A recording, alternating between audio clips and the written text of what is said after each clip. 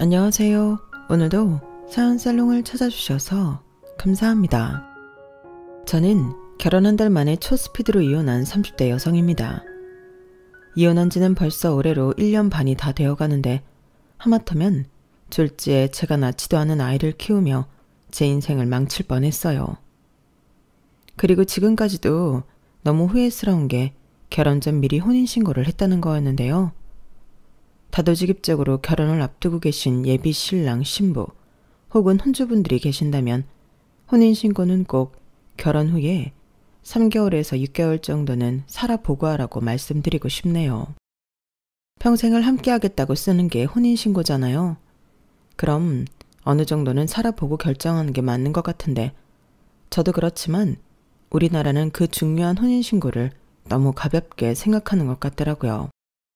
그리고 제 경우는 시어머님이 어디서 점을 보셨는데 한날을 딱 찍으시며 그날이야말로 저희 부부가 부부의 연을 맺으면 너무 좋은 날이라고 결혼식을 못 올리면 혼인신고라도 하라고 신신당부를 해서 결혼식 날짜보다 더 빨리 혼인신고를 하게 되었는데요. 그땐 이미 저희가 결혼식 날짜를 다 잡고 청첩장이니 예식장이니 모든 것이 정해진 후라 그랬어요. 그 날짜가 아무리 좋다고 해도 다 정해진 일정을 바꿀 수가 없었거든요. 그래서 결혼식은 형식일 뿐 진짜 날짜는 혼인신고하는 날이라고 그날 가서 혼인신고를 하라고 하셨는데요.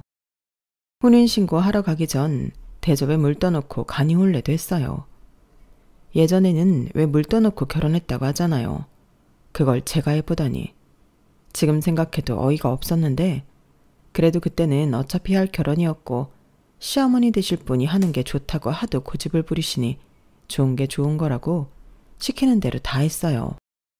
뭐 크게 어려운 일이 아니라 결정하는데 힘들지도 않았고요. 하지만 이게 제 발목을 잡을 거라는 건 그때 당시 생각지 못했는데요. 그렇게 남편과 결혼식을 올리고 신혼여행을 다녀왔을 때 저는 충격적인 얘기를 듣게 되었어요. 저랑 남편은 동갑내기 친구로 처음 인연이 시작되었어요. 그래서 친구일 때부터 남편에게 3살 위 형이 있다는 걸 알게 되었는데요. 그 형이라는 사람이 몇 번 보지 않았지만 진짜 굉장한 사람이었어요. 뭐가 그렇게 굉장하냐면 외모가 굉장했죠. 누가 봐도 연예인을 해야 하는 그런 외모였는데요. 그래서 실제로 길거리 캐스팅 같은 것도 많이 받았다고 알고 있어요. 그러니 쫓아다니는 여자들도 엄청 많았었죠. 그런데 참 세상은 공평한 게 저렇게 훌륭한 외모를 가진 아주버님은 말수도 없지만 말만 하면 깨는 사람이었는데 이런 말하면 이해하실 수 있을지 모르겠지만 대화를 몇 마디 나누면 저 사람이 굉장히 무식하다는 걸 알 수 있었어요.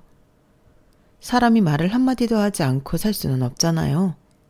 그래도 그게 경험이라면 경험인지라 자기 스스로도 과묵하게 사는 게 유리하다고 생각했는지 어느 순간부터는 꼭 필요한 말이 아니면 하지 않더라고요. 그리고 상견례 때도 돌이켜 생각해보면 아주버님은 목소리조차 기억이 나지 않을 정도로 별 말 없이 앉아서 식사만 했는데요. 당연히 총각일 거라고 알고 있었어요. 보통은 형이 먼저 장가를 가야 동생도 보낸다고 생각할 텐데 저희 시댁은 달랐어요. 그런 게 뭐가 중요하냐고 짝이 있는 놈이 먼저 가는 게 맞다고 하셨는데요. 저희가 친구로 지낸 시간까지 포함해 5년 가까이 만나고 있었기 때문에 저는 그런 말씀이 감사하게 느껴졌어요. 솔직히 그때까지도 저는 시어머니와 죽이 꽤 잘 맞는다고 생각했거든요. 시어머니가 며느리인 저를 좋아해 주시고 예뻐하신다고 생각해서 그런지 우리 시어머니는 옛날 사고방식이 아닌 요즘 젊은 사고방식을 가진 시어머니라고 생각했는데 그건 아니었어요. 다 숨겨진 사실이 있던 거더라고요. 그리고 그 숨겨진 비밀은 실로 놀라운 것이었는데 글쎄 총각이라고 하던 남편의 형, 그러니까 아주버님이 3살 난 아들이 있다는 거였어요. 그걸 신혼여행 다녀오고 나서 바로 알았는데 모르던 얘기가 시댁에 있으니 깜짝 놀랐죠. 그리고 시어머니는 조금 민망해 하시면서 저를 붙잡고 하소연을 하기 시작하셨는데요. 아주버님은 애가 있긴 하지만 결혼은 한 적이 없다고 했어요. 그리고 최근에 자기 아이가 있다는 걸 알게 되었다고 했는데요. 당신도 마른 하늘의 날벼락 같았지만 핏줄인데 무시할 수가 없어서 아이를 데려왔다고 하셨어요. 그 상대 여자가 아이는 줄 생각이 없고 양육비로 200만 원씩 내놓으라고 했다는데 시어머니는 애를 뺏어오신 거죠. 지가 뭔데 우리 아들더러 돈을 보내라고 그래? 내가 알아보니까 걔는 마땅한 벌이도 없고 순전히 애 앞세워서 그 돈으로 지 생활비 하려고 그러는 거야. 그래서 내가 소송으로 애 뺏어왔다. 그래도 우리 아들은 직장도 있고 벌이도 있잖아. 근데 어머니, 제가 너무 놀라서 그런데 그래서 그 소송이랑 아이 데려온 건 언제였던 거예요? 저희 결혼할 때도 이미 아이가 집에 있었던 거예요? 그런데 왜 저한테 아무 말씀도 없으셨어요? 아니 막말로 우리 승현이가 지우기 자식도 아니고 굳이 이야기해서 여러모로 복잡하게 만들 필요가 없잖아. 물론 지우개였으면 진작에 얘기했지. 니들 혼인신고하기 전에. 그래도 이건 아니죠. 아무리 아주버님 아이라도 가족 구성원이잖아요. 그럼 이렇다 저렇다 말씀은 주셔야지. 막말로 아주버님이 그 아이를 키울 수 있어요? 설마 내가 너한테 애 키우라고 할까봐 걱정하는 거냐? 아이고 별 걱정을. 그런 걱정은 하지도 말아라. 당연히 내가 키우지. 내 핏줄인데. 그리고 너도 자식 낳아보면 알겠지만 아무리 나이를 먹어도 자식은 자식이야. 아직 장가도 못 간 우리 아들 애 때문에 발목 잡히게 할 수는 없잖아. 나는 이 애 우리 호적에 올려서 막둥이를 키울 생각이다. 네? 막둥이요? 저는 시어머니의 말에 깜짝 놀랐어요. 그때 당시만 해도 시어머니가 늦게 결혼한 편이라 내일 모레면 60을 바라보고 계셨는데 그 나이에 늦둥이라니 말도 안 되는 일이라고 생각했어요. 하지만 당신의 의지가 그렇고 저한테 피해를 주지 않겠다고 말씀하시니 더는 따지지 않기로 했는데요. 그래도 황당하고 이 사람들이 다 짜고 저를 속였다는 게 화가 났어요.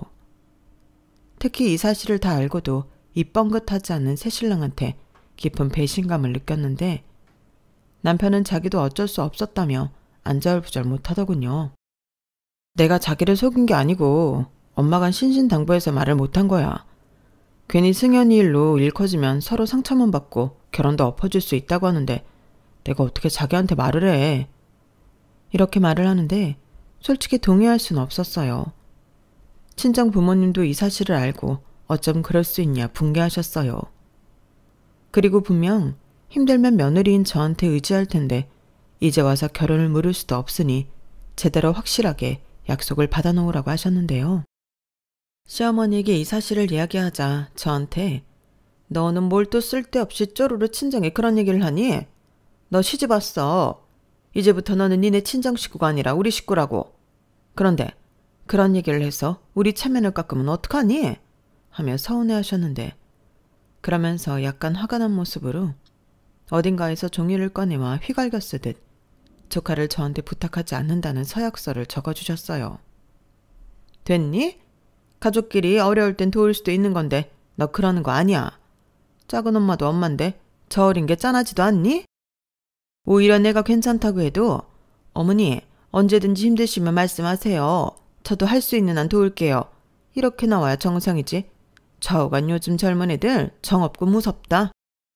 어머니 저도 제가 이렇게 갑자기 알게 된 거 아니면 이렇게 하지 않아요. 결혼하고 신혼여행 다녀왔는데 떡하니 그동안 몰랐던 조카가 있었잖아요. 그렇다고 아주버님이 적극적으로 키우신다는 것도 아니고 어머니가 키우신다고 하니 저도 확실한 약속은 받아야 안심을 하고 결혼 생활을 할 수 있죠. 그래, 그래서 네가 원하는 대로 서약서 써줬잖아.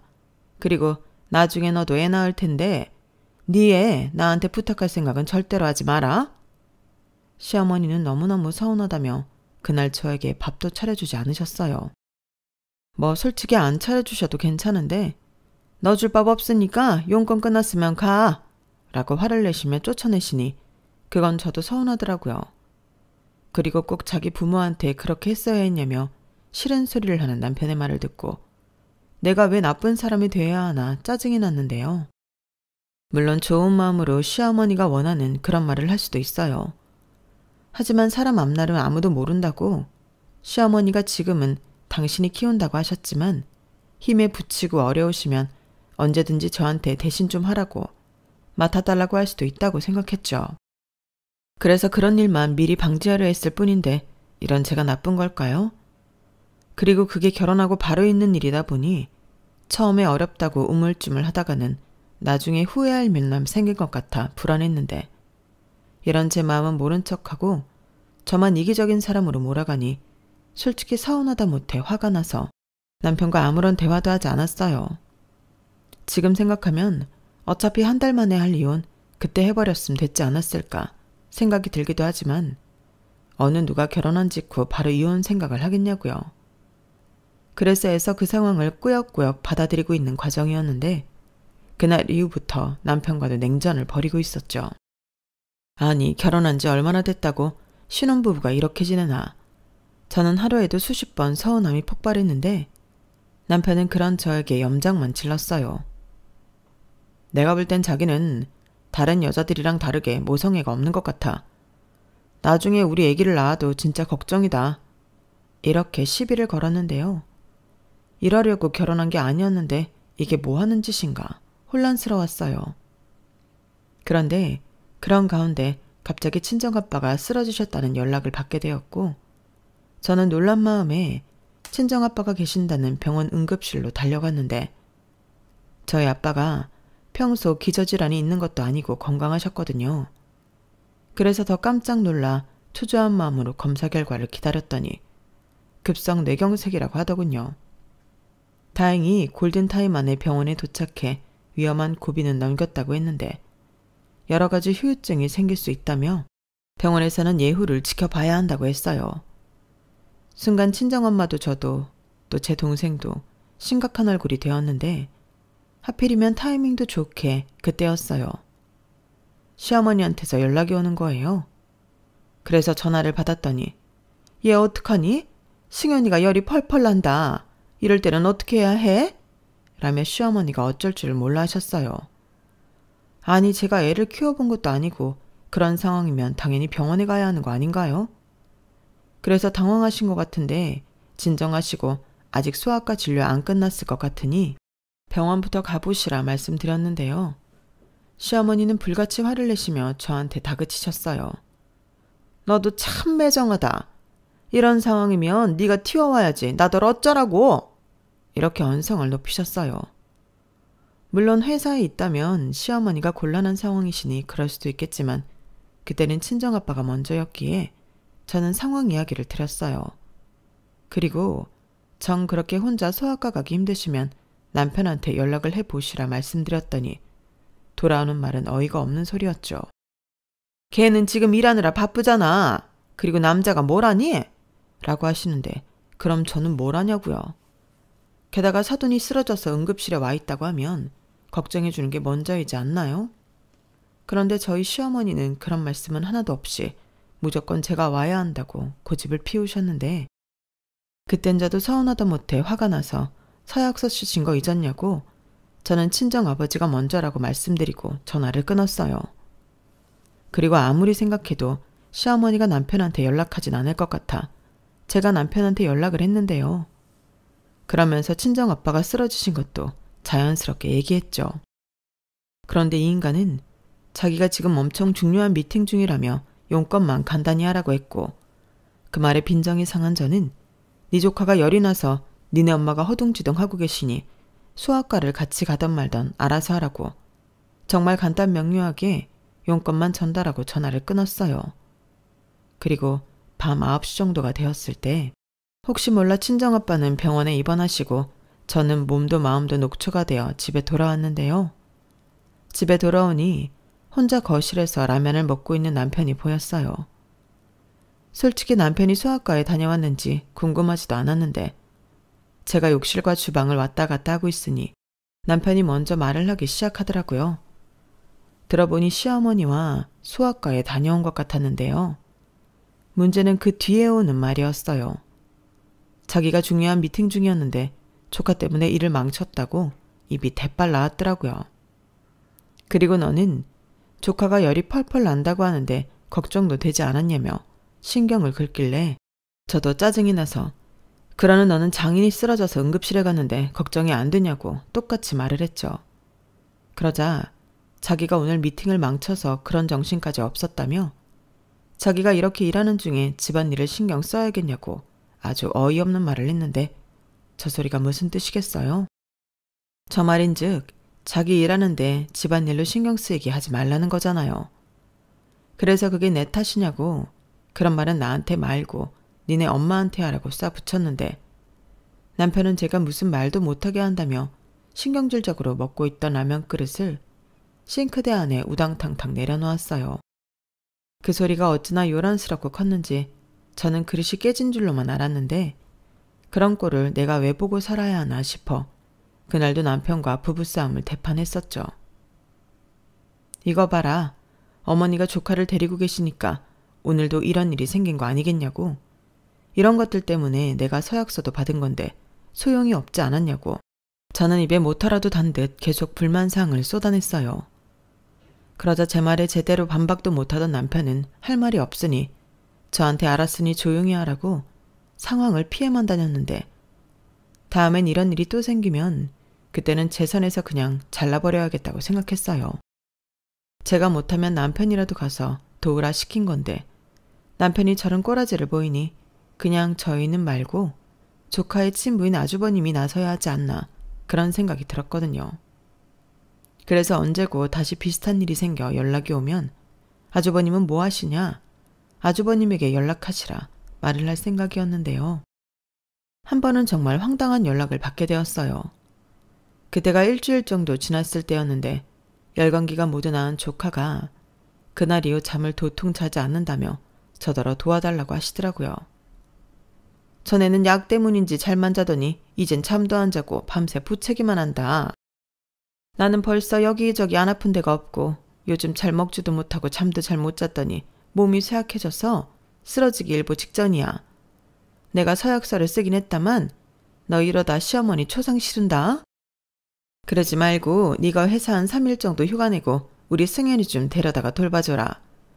아니 이참에 네가 키워주면 더 좋고. 네? 말도 안 돼요. 무슨 휴가를 3일 했으며 이제 와서 애를 저한테 떠미세요. 죄송하지만 다 안 될 일이고요. 당장 오늘도 급한 업무들이 많아서 그럴 여유가 없어요. 그리고 어머님 말씀대로 서약서도 쓰셨는데 이러시면 곤란하죠. 아주버님은 뭐 하시는데요? 저는 이럴까봐 서약서도 받은 건데요. 걔는 바쁘지. 그리고 너는 작은 엄마잖아. 작은 엄마도 뭐 엄마 아니니? 엄마가 할머니보다 훨씬 낫지. 그러지 말고 네가 내일부터 애 좀 봐. 내가 정말 죽을 것 같아서 그렇다. 어머니, 전 그러시면 고집 피우지 마시고 그냥 승현이 엄마한테 보내요. 양육비 주면 되죠. 이러다가는 어머니도 쓰러지시고 저랑은 사이만 더 나빠지실 거예요. 뭐야? 너는 지금 내 손자를 어떤 기집애인지도 모르는 애한테 주라는 말이냐? 거기에 매달 돈까지 보내면서? 나는 그럴 수 없다. 그럼 뭐 어쩔 수 없죠. 어머님이 택한 결정이니 어머님이 감수하시는 수밖에요. 야, 너 정말 해도 너무한다. 너 원래 이렇게 매정한 애니? 시애미가 다 죽게 생겼는데도 이러고 싶어? 죄송해요. 하지만 저는 도와드릴 수 없어요. 그럼 이만 전화 끊겠습니다. 저는 그때도 단호하게 대처했어요. 그러자 주변 사람들이 새색시가 간도 크다며 이런 저의 행동에 놀라워했는데요. 사실 이렇게 대처하면서도 제 안에서는 심장이 두근두근 정신없이 뛰었어요. 저라고 시집 온 지 얼마 되지 않아 저런다는 게 쉬운 일이 아니었거든요. 하지만 이런 식으로 조카를 떠맡게 되면 어쩐지 앞으로도 계속 제가 조카를 맡아야 할 것 같았는데 제 판단으로는 시어머니가 감당이 되지 않는다면 애 엄마가 애를 데려가는 게 맞다고 생각했어요. 시어머니는 양육비 주는 게 아깝다고 하셨지만 아주버님도 자기가 한 행동에 책임을 져야죠. 그때도 그래요. 시어머니가 그렇게 자기 아들 때문에 힘들어하면 아주버님이 방법을 강구해야 하는 게 맞는 거잖아요. 그런데 그 집 남자들은 전부 시집 온 지 얼마 되지도 않은 저만 의지하려 했는데 시아버님도 아무 말씀 없으셨지만 은근 제가 조카를 맡아줬으면 하셨어요. 어차피 애 생기면 애 낳아 키워야 하는데 하나나 둘이나 똑같지 않냐고. 저더러 조카를 불쌍하게 생각하라고 지나가는 말로 여러 번 하셨는데 제가 꼼짝을 하지 않자 포기하신 것 같았어요. 거기에 아주버님은 집에 조카가 온 이후부터는 집에 잘 들어가지도 않고 들어가면 잠만 자고 새벽부터 나가는 것 같았는데 제 눈에는 피하는 걸로밖에는 보이지 않더라고요. 그럼 남편이라도 정신 차리고 제 편을 들어줘야 만든 건데 무슨 효자 났다고 사사건건 저한테 시비를 거는 건지 아주 총체적 난국이었다니까요.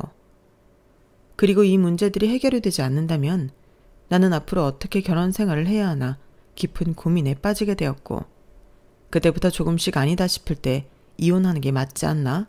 그런 생각을 하게 되었어요. 그때는 구체적인 생각보다는 앞이 캄캄하니 감정적으로 하던 생각이기도 했는데요. 누구나 부부라면 살지 말지 고민하는 순간이 온다고는 하지만 이렇게 빨리 그런 날이 올 줄은 몰랐어요. 그래서 남편에게 이 문제로 더 이상 갈등을 겪고 싶지 않으니 아주버님과 결론을 내자고 제가 먼저 이야기하게 되었죠. 그러자 남편은 우리 형이 퍽도 그런 일로 상의하겠다.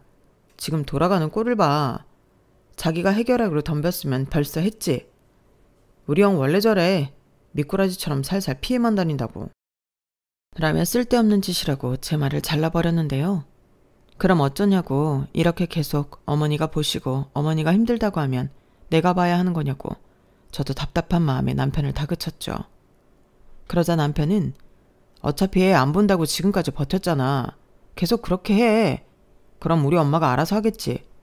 어린이집에 보낸다고 하던데 그럼 된 거 아냐? 나도 내 조카인데 그의 엄마가 데려가는 건 싫더라. 우리 집 핏줄이잖아. 라며 저더러 그냥 하던 대로 쭉 하라고 살짝 빈정거리며 말했어요. 저는 좋은 뜻으로 방법을 찾자고 한 말이었는데 제 마음만 상하게 되었죠. 그래서 이후에도 우리는 신혼이라고 말하면 아무도 믿지 못할 만큼 서로에게 관심을 두지 않고 살았는데요. 그러던 어느 날 새벽 4시부터 시어머니의 전화가 울리기 시작했어요. 조카의 몸에 두드러기가 잔뜩 올라왔다며 놀라셔서 연락을 하셨더라고요. 그래서 저도 잘 모르니 일단 응급실이라도 가보시라 말씀을 드렸는데 시어머니가 다 필요 없고 저더러 와서 아이를 데리고 응급실에 다녀오라고 또 억지를 부리시더라고요. 그래서 그럴 시간이면 응급실에 한시라도 더 빨리 가서 원인을 아는 게 더 낫지 않겠냐고. 시아버님이나 아주버님 계시면 그 차 타고 빨리 가보시라. 그럼 저도 출근 전에 병원에 들려보겠다고 말씀드렸는데 시어머니는 입한국에도 남한테 미룰 생각이냐며 엄청 화를 내시더라고요. 정말 아닌 밤중에 홍두깨라고 새벽부터 날벼락을 맞은 저였는데요. 그래서 저도 목소리를 좀 높여 어머니야말로 그만 좀 하세요. 제가 애를 키워봤어요? 아니면 제가 소아과 의사예요? 왜 저만 자꾸 부르시는 건데요? 저도 애가 왜 두드러기가 나는지 몰라요. 그래서 응급실에 가시라고 저도 이따가 따라가겠다고 말씀드린 건데 뭐가 잘못됐나요? 왜 저한테만 화를 내세요? 라고 한껏 제 억울함을 토로했는데 시어머니는 제가 갑자기 소리를 높이기 시작하자 자기 아들 깨겠다며 목소리를 낮추라 하셨어요. 아니, 남의 집 딸은 새벽부터 깨워놓고 당신 아들은 깨면 안 된다는 게 이게 말이나 되는 소리냐고요. 그리고 그 말을 듣는 순간 더는 못 해먹겠다는 생각이 들어 저는 신경질적으로 이렇게 말했어요. 어머니, 저 시집 온 지 아직 한 달도 안 됐어요. 제가 이렇게 살려고 어머니 아들이랑 결혼한 게 아니거든요. 서약서를 썼는데도 이 정도면 그 서약서도 안 썼음. 저희 집 앞에 승현이 놓고 가셨을 것 같아요. 그래서 하는 말인데 더 이상 승현이 일로 저한테 연락하지 않으셨으면 좋겠어요. 오늘 응급실을 가던 말던 그건 어머님이 알아서 하시고요. 저도 어머니 아들처럼 회사 출근해야 해서 더 잘 테니 전화하지 마세요. 뭐야? 너 간밤에 뭐 잘못 먹었냐? 너랑 우리 아들이 같아? 너는 여자잖아.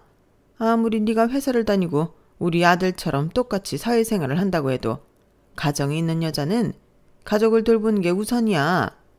그러니까 잘말 말고 얼른 튀어와. 억지 좀 그만 부리세요. 저희 집에서 어머니 집까지 차로 40분이에요. 그럼 그 시간에 그냥 응급실 가는 게 애를 위해서라도 낫죠. 어머니는 왜 자꾸 뭐가 중요한지 잊어버리세요? 애 엄마가 키우는 게 싫어서 뺏어오셨으면 어머님이 다 감수하셔야 하는 거예요. 그리고 지금도 애를 먼저 생각하셨으면 저한테 이런 전화로 실랑이 하실 게 아니라 당장 애 아빠한테 응급실 가자고 하시는 게 맞다고요. 저는 저도 모르게 흥분해서 목소리가 점점 더 커졌어요. 그러자 남편도 잠에서 깨어 일어났는데 무슨 일이냐고? 남편이 말을 하자 그 목소리를 들으셨는지 시어머니가 갑자기 울기 시작하시는 거예요. 그땐 어찌나 당황스럽던지 저도 덩달아 당황해서 아무 말도 못했는데 그때를 놓칠세라 시어머니는 왜 자꾸 자기한테만 뭐라고 하냐고, 자기도 애 키우는 게 너무 오랜만이라 힘들고 무서워서 하나뿐인 며느리한테 의지하는 건데 자기 마음도 몰라준다며 완전 대성통곡을 하기 시작하셨는데요. 그러면서 네 새끼라도 이렇게 할 거냐고, 이번에는 엄마 없는 자기 장손이 불쌍하다고 혼신의 눈물 연기를 보이셨어요. 얼마나 리얼한지 이게 전화라는 게 아쉬울 정도였어요. 그런데 남편은 제가 자기 엄마한테 너무하다고 생각했는지 전화를 낚아채서 말도 없이 끊어버렸는데, 그리고는 굉장히 신경질적인 말투로 진짜 작작 좀 해라. 그냥 좀 한 번 정도는 우리 엄마가 하라는 대로 해주면 안 돼? 아니, 이 정도도 시어머니를 위하지 않을 거면 도대체 결혼을 왜 했어?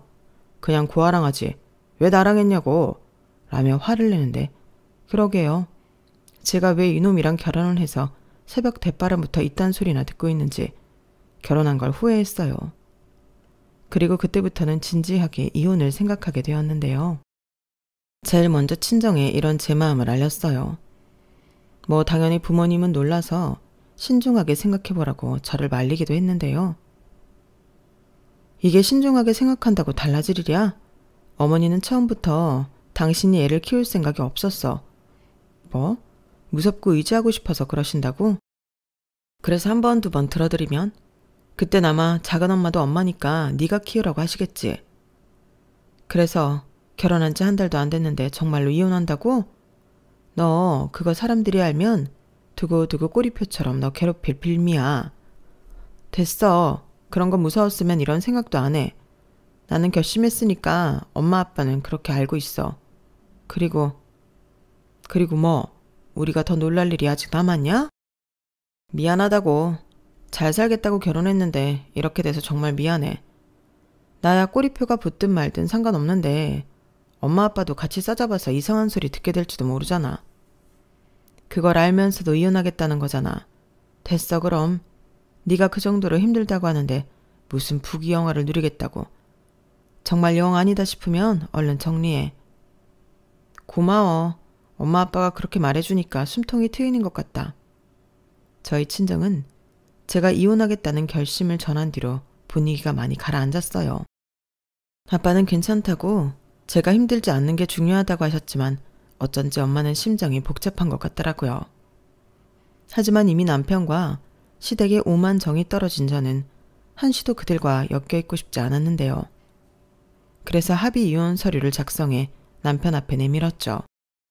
그러자 이게 무슨 짓이냐며 남편이 불같이 화를 냈는데요. 저는 그 기세에 전혀 굴하지 않았어요. 이혼을 결심했을 때 남편이 이렇게 나올 거라는 걸 모르지 않았거든요. 그리고 제 예상대로 남편이 반응하자 우리 부부에게 더 이상 희망 같은 건 없겠다는 씁쓸한 생각도 따라 들었는데, 그래서 더 미련 없이 저는 제 할 말을 하게 되었어요. 내가 전에 분명히 서약서 받고 얘기했지. 근데 지켜주지 않았잖아. 결국엔 그 숨겨놓은 조카 때문에 나까지 들들 볶이고 자기랑도 신혼잼이 하나도 없이 맨날 싸우는데 이게 정상적인 결혼 생활이야? 그걸 왜 나한테 따져? 자기가 너무 빡빡하게 선 긋고 그러니까 계속 문제가 생기는 거지.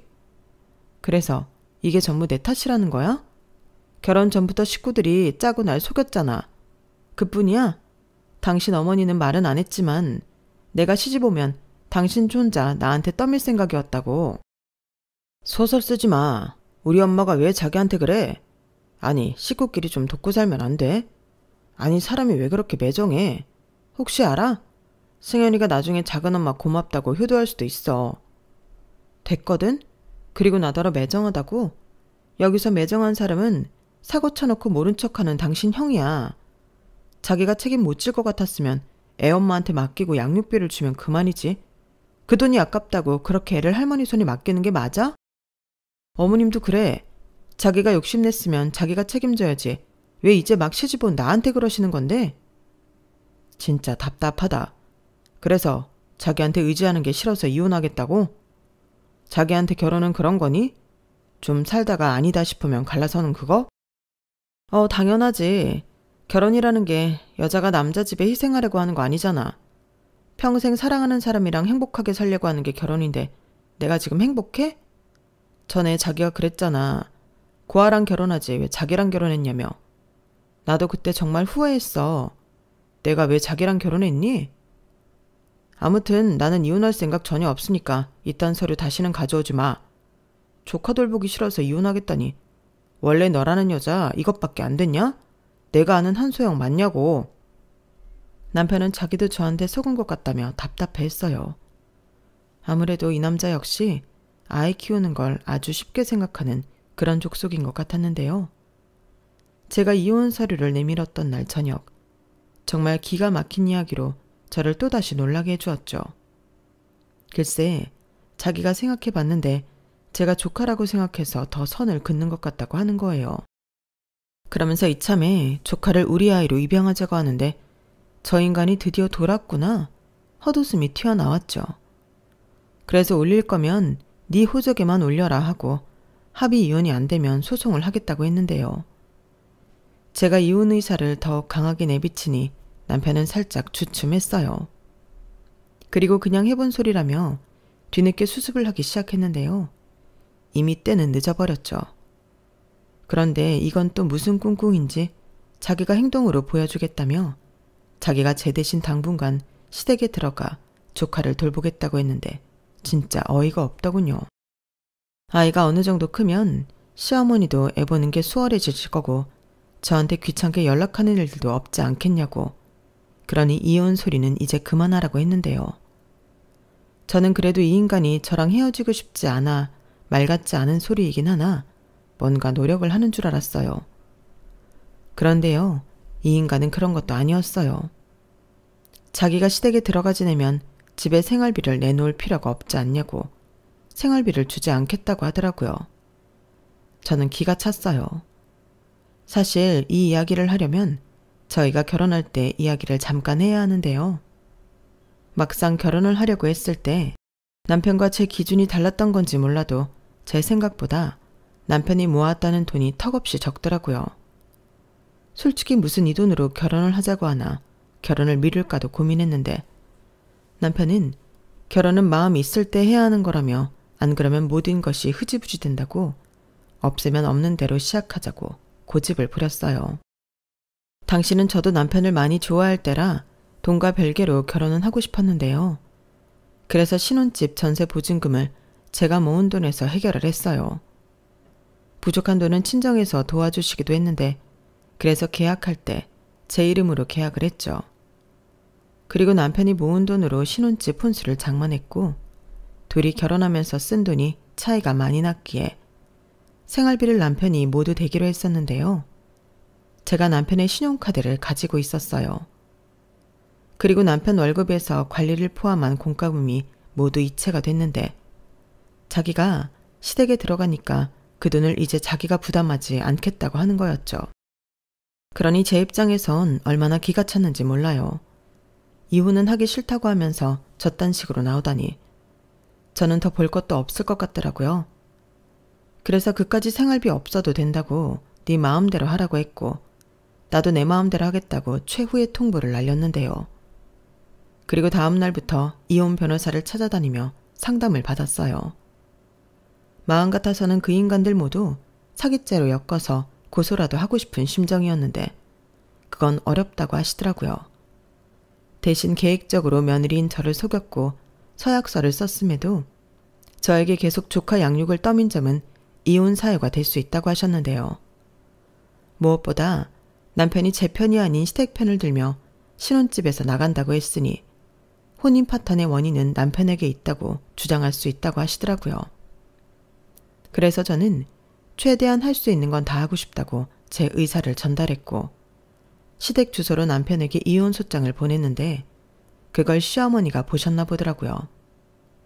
그리고 저에게 전화해서 놀라셨는지 앞으로는 조카 일로 저에게 연락하지 않겠다며 아들도 돌려보낼 테니 둘이서만 잘 살라고 하셨는데요. 제 마음은 그럼에도 불구하고 움직이지 않더군요. 이미 결혼 생활을 계속하고 싶은 마음이 사라져버렸거든요. 게다가 신혼집도 어차피 남편 돈 하나도 들어가지 않은 제 집이었고 신혼 살림은 새 것과 다름이 없으니 몽땅 시댁으로 보내버리면 그만이었는데요. 시어머니는 저더러 너무한다며 또 우시기 시작했어요. 나는 네가 며느리지만 딸 같았다. 그래서 너도 내 마음 다 알아줄 거라고 생각했어. 근데 나만 그랬는 모양이다. 너는 나를 이렇게나 싫어하는데 내가 그걸 모르고 있었으니 그래, 내가 사라져 줄게. 그러면 되지 않니?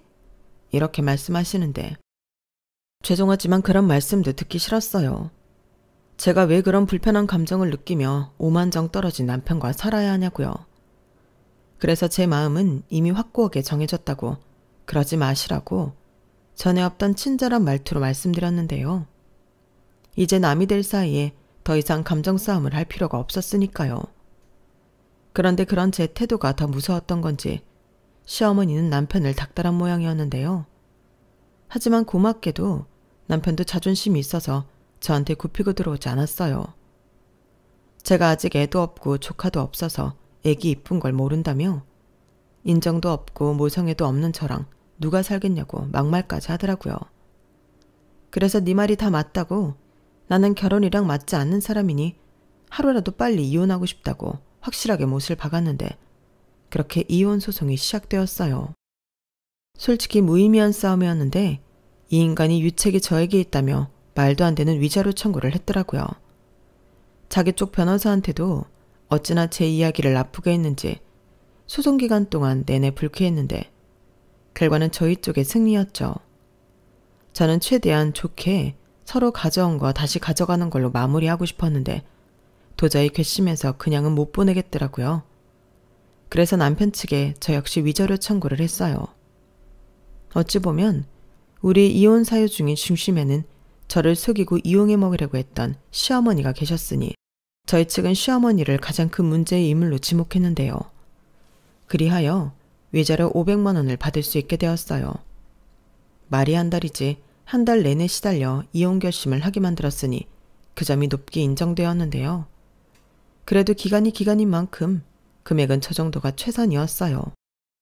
그러자 남편은 꼭 이렇게까지 해야만 했냐며 저를 아주 못돼 처먹은 인간으로 몰아갔는데 저희가 친구 사이로 시작했다고 했잖아요. 이 인간이 주변 사람들에게 제 욕을 엄청 하고 돌아다녔더라고요. 자기 엄마가 힘들어서 조금 도와달라고 했는데 제가 질색팔색을 하며 싫다고 했고 거기에 애 못 보겠으면 애 엄마한테 보내라고 아주 싸가지 없게 굴었다고 소문을 내고 다녔는데 자기들이 결혼 전까지 조카가 있었다는 걸 속였다는 얘기는 하지 않았더라고요. 그리고 제 주변에서도 고작 그깟 일로 이혼을 했냐며 제 속도 모르고 훈계를 하는 사람도 있었는데요. 그래요. 어쩌면 제가 마음을 좋게 먹고 조카 아이를 키웠다면 이런 일이 생기지 않았을 수도 있겠죠. 그런데 조카에겐 엄연히 책임져야 할 부모가 있는데 왜 제가 욕을 먹어야 하는 건지 모르겠더라고요. 그리고 한 번이 쉽지 제가 당신 뜻대로 하면 시어머니는 앞으로 저에게 어떤 걸 요구하실지 모를 일이었는데 이게 저의 지나친 과대망상일 수도 있겠지만 결혼 준비하는 동안 내내 저를 속였던 시어머니와 남편을 생각하면 충분히 더한 일도 할 수 있을 거라고 생각했어요. 그러니 이런 마음으로 무슨 결혼 생활을 지속하겠어요. 저는 저를 위해서 이건 아니라고 판단했어요. 남들이 뭐라고 하든 제일 중요한 건 제 마음이라고 생각했죠. 그래서 주변에서 뭐라고 하든 신경을 끄고 저는 저대로 이혼 후의 생활에 집중하기 시작했는데요. 그러니 소문은 더 일파만파 번져가더군요. 제가 어떤 반응도 보이지 않는 게 제가 그 모든 소문이 사실이기 때문에 그렇다면서요.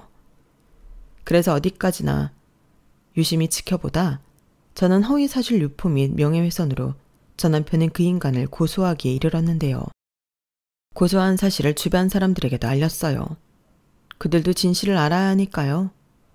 그리고 그럼에도 불구하고 저를 욕할 사람은 욕하라고 남겨둔 채 남편에겐 그 어떤 합의도 없이 법대로 하겠다 통보했더니 자기가 무슨 허위사실을 유포했냐고 제가 조카를 싫어하고 자기 가족을 싫어해 이 사단을 만들지 않았냐고 적반하장으로 나오더군요. 그래서 저는 나야말로 왜 니네 가족을 싫어하겠냐고 싫어하게끔 만들어 그런 거 아니냐고 맞받아 쳤는데요. 그러면서 저는 너무 궁금해서 남편한테 물었어요. 그럼 내가 네 조카 입양해서 키우고 니네 가족한테 고분고분거리며 사는 게 맞는 거냐고 대답 똑바로 해보라고 말했죠. 그러자 남편은 누가 꼭 그러라고 했냐며 제대로 대답을 하지 못했는데요. 그게 정답이었어요. 저들은 제가 그러길 바랬던 거잖아요. 그런데 제가 싫다고 질색팔색을 하고 거기에 이혼 소송까지 했으니 그게 괘씸했다는 건데. 아니, 제가 싫어서 못하겠다고 이혼한 건데 괘씸하고 말 게 뭐 있냐는 소리죠. 그렇게 남편이 퍼뜨린 소문은 잠잠해졌어요. 그리고 그 이후부터는 오히려 남편만 양심 없는 인간으로 찍혀서 친구들 사이에서 매장되었는데요. 그건 뭐 자업자득이니 제가 어쩔 수 있는 게 아니었죠. 그리고 저는 아직은 계약 기간이 남아 신혼집이었던 집에서 지내고 있는데 기간이 다 되면 그 보증금 찾아 다른 곳으로 이사 갈 예정입니다. 그래서 현재 돈도 열심히 모으고 있고요. 앞으로의 제 삶을 위해 모든 최선을 다하며 살고 싶은 마음이에요. 그리고 가끔 반갑지 않은 문자가 오기도 하는데 결혼 후 효자 노릇을 하려고 했던 전 남편이 힘들다며 장문의 글을 보내더라고요. 딱 보면 술 먹고 쓴 글 같았는데 취중 진담이라고 그 조카 때문에 많이 힘든가 봅니다. 친부인 아주버님은 다른 여자한테 꽂혀서 집을 나갔다고 하는데 저러다 또 어디서 애라도 덜컥 만들어 올지 모르겠어요. 그럼 그 손주 욕심 많은 아주머니와 그 뒤치다꺼리할 그 둘째 아들만 죽어날 텐데 부디 그 이쁜 조카들 키우며 등골 휘어지게 행복하길 바랍니다. 이상 제 사연은 여기까지였어요. 여러분들도 혹시 제가 정도 없고 성급했다고 생각하시나요? 가끔은 다른 선택을 했다면 내 인생이 어땠을까 이런 생각을 해볼 때도 있었는데요. 결과적으로 저는 제 선택을 후회하지 않습니다. 그리고 진심으로 조카였던 그 아이를 생각하면 딱하다고 생각하는데 여기서 문제는 어른들이 조카를 위한 선택이 아닌 자기들을 위한 선택을 했다는 거예요. 그래서 그 부분을 이야기하고 아이를 키우고 싶어 했던 친모에게 아이를 돌려주는 것이 맞다고 생각했던 저였는데 뭐 자기 핏줄이라 안 된다고 하는데 제가 무슨 힘이 있겠냐고요. 그러니 그 선택 본인들이 책임지시라 한 것뿐인데 이런 게 이기적인 거라면 저는 그냥 욕을 먹겠습니다. 차라리 그 편이 더 나을 것 같거든요. 그렇기 때문에 저는 지금까지도 후회의 마음이 없는데요. 오지랖인 것 같긴 하지만 조카였던 그 아이만큼은 이기적인 어른들로 하여금 상처받지 않았으면 좋겠네요. 이게 그때도 지금도 변하지 않는 제 솔직한 마음인데 아무도 알아주지 않으니 이렇게나마 제 바람을 여기에 적어봅니다. 아이는 죄가 없으니까요. 부디 권선징악처럼 벌받을 사람을 벌받고 죄 없는 사람은 행복해지길 소망하며 지금까지 제 사연 들어주셔서 감사한 마음 전합니다. 그럼 항상 건강 잘 챙기시고 억울한 일, 속상한 일 없이 모두가 보람있고 행복한 날 되세요. 감사합니다. 여러분, 사연 댓글에 응원과 현명한 조언 부탁드려요. 좋아요와 구독은 저에게 큰 힘이 됩니다. 오늘도 좋은 일 가득하세요.